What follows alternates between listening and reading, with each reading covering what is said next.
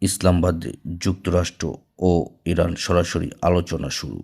যুক্তরাষ্ট্র ও ইরানের মধ্যে বহু প্রতীক্ষিত আলোচনা শুরু হয়েছে। চলমান আলোচনায় বড় ধরনের অগ্রগতি হয়েছে, যেখানে প্রথমবারের মতো যুক্তরাষ্ট্র ও ইরানের প্রতিনিধি দল সরাসরি আলোচনায় বসেছে বলে জানিয়েছেন সংশ্লিষ্ট সূত্র।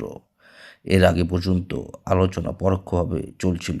দুই পক্ষে আলাদা কক্ষে অবস্থান করে পাকিস্তানের মধ্যস্থতাকারীদের মাধ্যমে বার্তা আদান-প্রদান করেছিল। তবে সর্বশেষ তথ্য অনুযায়ী পরিস্থিতি গুরুত্বপূর্ণ পরিবর্তন এসেছে।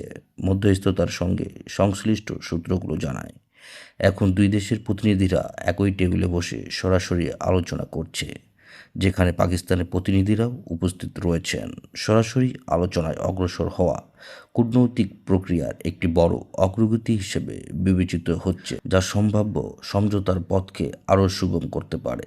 এর আগে পাকিস্তানের প্রধানমন্ত্রী শাহবাজ শরীফ পৃথক বৈঠক করেন ইরান ও যুক্তরাষ্ট্রের প্রতিনিধি দলের সঙ্গে।